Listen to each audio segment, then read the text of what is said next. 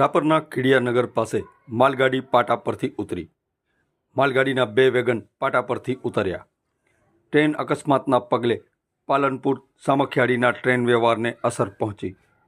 ફરી ટ્રેન વ્યવહાર શરૂ કરવા યુદ્ધના ધોરણે કામગીરી શરૂ. અકસ્માતના પગલે ટ્રેન સંચાલનમાં ફેરફાર કરવામાં આવ્યા. ટ્રેન નંબર 19406 અને 19405 ગાંધીધામ પાલનપુર ગાંધીધામ સંપૂર્ણ રદ.